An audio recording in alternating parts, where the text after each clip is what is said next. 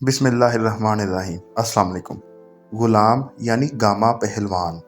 پہلوان فارسی زبان کا لفظ ہے اور اس کے معنی سورما، طاقتور، شاہ زور اور کشتی لڑنے والے کے ہیں۔ جسمانی طاقت کو ہر زمانے میں بڑی قدر کی نگاہ سے دیکھا گیا ہے۔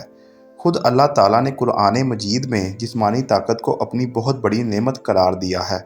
ہمارے رسول پاک صلی اللہ علیہ وسلم نے بھی فرمایا ہے کہ طاقتور مسلمان اللہ کے نزدیک کمزور مسلمان سے زیادہ اچھا اور پیارا ہے۔ دنیا میں قوت یا طاقت واقعی بہت اچھی چیز ہے اور یہ دین دنیا دونوں میں کامیابی کا ذریعہ بنتی ہے۔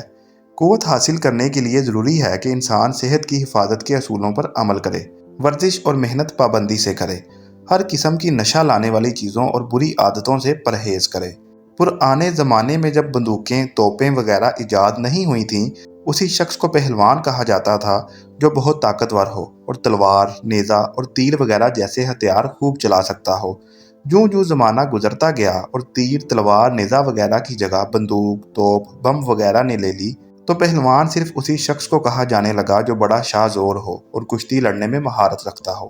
یوں تو بعض ملکوں کی طرح برِ صغیر پاک و ہند میں بھی کشتی کا شوق صدیوں سے چلا آتا ہے، لیکن گزشتہ 2 صدیوں میں اس سرزمین میں چند ایسے نامی پہلوان پیدا ہوئے جن کی بے مثال شاہ زوری نے دنیا بھر میں اپنی ڈاک بٹھا دی۔ ان پہلوانوں میں ایک نام غلام پہلوان کا ہے، جس کو 19ویں صدی کا سب سے بڑا پہلوان کہا جاتا ہے۔ غلام پہلوان کا پورا نام غلام محمد تھا۔ اس کا والد الیہ پہلوان پنجاب کے شہر امرتسر کا رہنے والا تھا اور ہندوستان کی ایک ریاست جودھ پور کے مہاراجہ کے ہاں 7 روپیہ یومیہ پر ملازم تھا۔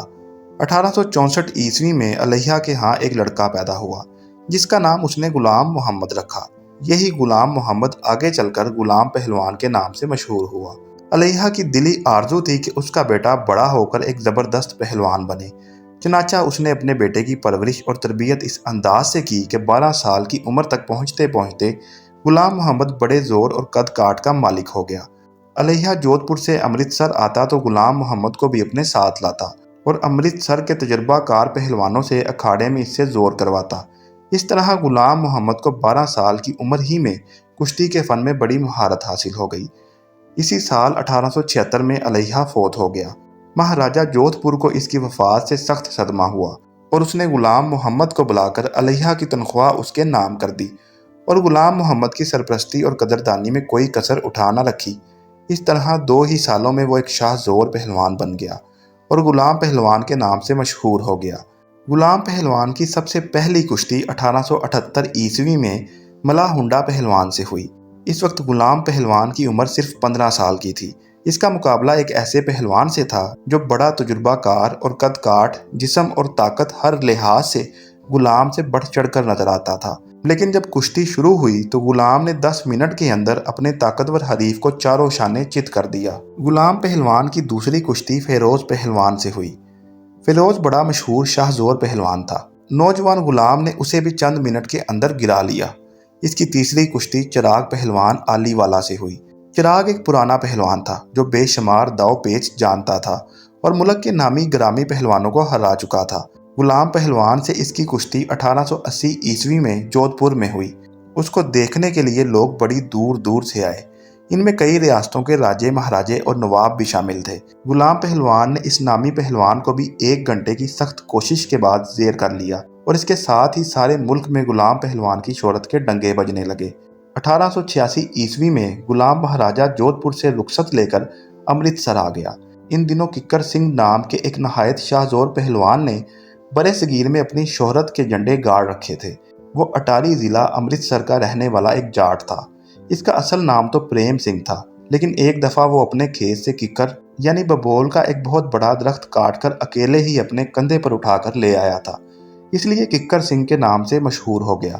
وہ گہرے سانولے رنگ کا ایک گرانڈیل، لمبے قد کاٹ کا انتہائی طاقتور پہلوان تھا۔ کہا جاتا ہے کہ اس میں گینڈے کی سی طاقت اور شیر کی سی پھرتی تھی۔ مہاراجہ کشمیر نے اس کی بڑی تنخواہ مقرر کر رکھی تھی۔ بظاہر ایسا معلوم ہوتا تھا کہ سارے ملک میں ککر سنگھ کی ٹکر کا کوئی پہلوان نہیں ہے۔ مہاراجہ کشمیر نے غلام پہلوان کی شہرت سنی تو اسے 1886 میں جموں بلا بھیجا۔ غلام اپنے چند شاگردوں کے ساتھ امرتسر سے جموں پہنچا۔ وہاں ایک بہت بڑے دنگل کا انتظام کیا گیا تھا۔ इसे देखने के लिए हजारों लोग जम्मू में जमा हो गए। दंगल शुरू हुआ तो किक्कर सिंह एक मस्त हाथी की तरह छलांग लगाकर अखाड़े में उतरा।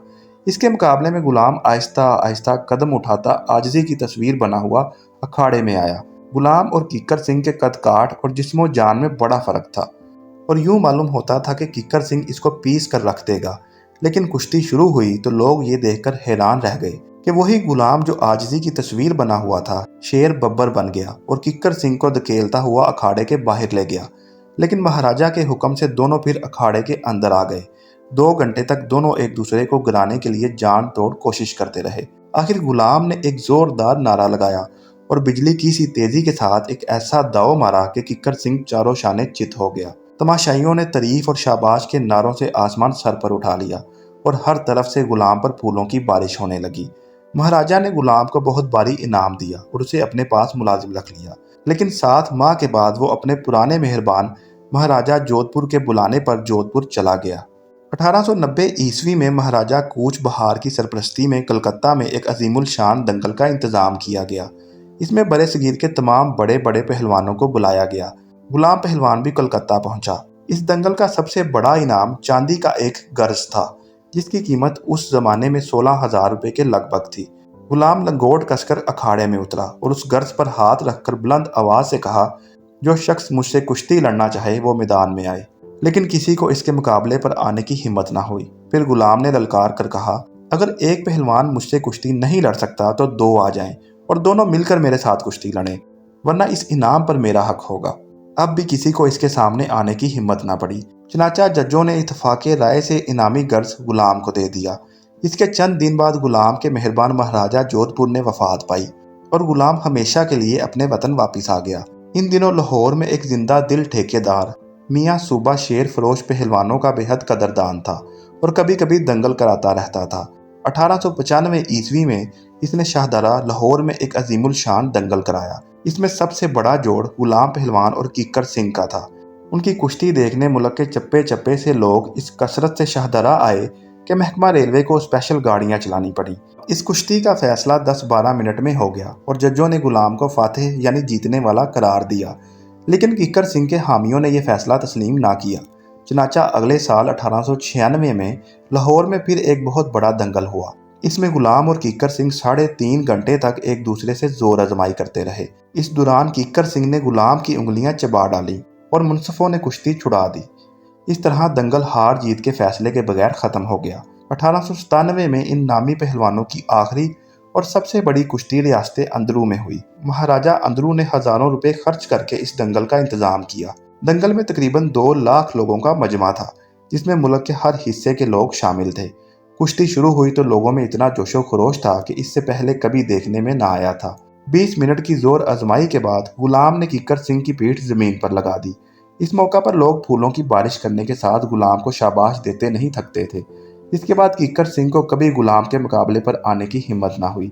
1898 में महाराजा पटियाला ने गुलाम पहलवान को बुला भेजा और मुल्तान के एक मशहूर पहलवान शाह नवाज से इसकी कुश्ती कराई।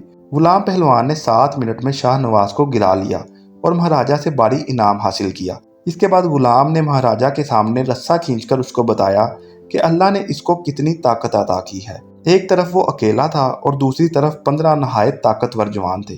गुलाम ने जोर मारा तो ये सारे जवान घसीटते हुए इसकी तरफ आ गिरे। 1900 ईस्वी में पेरिस यानी फ्रांस में एक आलमगीर नुमाइश मुनक्कद हुई। इस वक्त के मशहूर कांग्रेसी लीडर पंडित मोतीलाल नेहरू गुलाम पहलवान को इस नुमाइश में अपने साथ ले गए। वहाँ यूरोप और अमेरिका के बड़े बड़े नामी पहलवान जमा थे। गुलाम ने सबको चैलेंज दिया कि इसके साथ कुश्ती लड़े। एक तुर्क पहलवान कादिर अहमद के सिवा किसी को इसका चैलेंज कबूल करने का हौसला ना हुआ। कादिर अहमद तनो तोश में गुलाम से कहीं बढ़कर था, लेकिन कुश्ती में उसकी कुछ पेश ना चली और उसने हार मान ली। यूरोप, अमेरिका और तुर्की के तमाम मशहूर अखबारों में गुलाम की शाहजोरी की बहुत तारीफ की गई। इस तरह दुनिया भर में इसकी शोहरत फैल गई। गुलाम जब वतन वापस आया तो लोगों ने इसका शानदार इस्तकबाल किया कि किसी बड़े से बड़े लीडर का भी ऐसा इस्तकबाल कभी नहीं हुआ था। चंद माह बाद 1901 में गुलाम की कुश्ती बहार के एक नामी पहलवान सचेत सिंह से हुई। सचेत सिंह का कद 7 फुट से भी ऊपर था और उसका वजन 7.5 मन था। इस देव जैसे पहलवान को गुलाम ने सिर्फ 8 मिनट में चारों शाने चित गिरा दिया। इस फतह के बाद गुलाम कलकत्ता पहुंचा और अखबारात में इश्तिहार दिया कि किसी पहलवान को मेरे साथ कुश्ती लड़ने की ख्वाहिश हो तो वो मेरे मुकाबले पर आए। चनाचा दंगल की तारीख मुकर्रर हो गई, लेकिन कुदरत को कुछ और ही मंजूर था। 20 मई 1901 को गुलाम अखाड़े से वर्जिश करके अपनी क़यामगाह पर वापस आया तो इस पर हैजे का शदीद हमला हुआ। डॉक्टरों ने इलाज में कोई कसर उठा न रखी, लेकिन इसका आखिरी वक्त आ पहुंचा था। कोई इलाज कारगर साबित न हुआ और शाम को 7 बजे 19वीं सदी का ये सबसे बड़ा पहलवान सिर्फ 37 साल की उम्र में इस दुनिया से रुखसत हो गया। इसकी मौत की खबर फैली तो सारे मुल्क में कहराम मच गया। कोई आंख ऐसी ना थी जो इसकी जवां मर्गी पर नम ना हुई हो। मरहूम गुलाम पहलवान को 21 मई 1901 को कलकत्ता में हाजी जिक्रिया के कब्रिस्तान में सुपुर्द खाक कर दिया गया। इसके जनाजे में 30,000 लोग शरीक हुए। इसकी कब्र कलकत्ता में आज भी पीर पहलवान के नाम से मौजूद है। बेमिसाल शाहजोरी और दुनिया भर में मशहूर होने के बावजूद गुलाम पहलवान में गुरूर या खुद पसंदी नाम की कोई चीज़ ना थी। वो बड़ा खुश इखलाक और मिलनसार था। अक्सर खामोश रहता था और नमाज और रोज़े की सख्ती से पाबंदी करता था। वो सारी उम्र किसी नशा लाने वाली चीज़ के करीब तक न गया। इससे लोग टूट कर मोहब्बत करते थे और इसके अखाड़े की खाक तबरक समझ कर ले जाते थे। गुलाम पहलवान ने जो कारनामे सर अंजाम दिए, वो इसका नाम इस वक्त तक जिंदा रखेंगे जब तक पहलवानी और कुश्ती का फ़न बाकी है।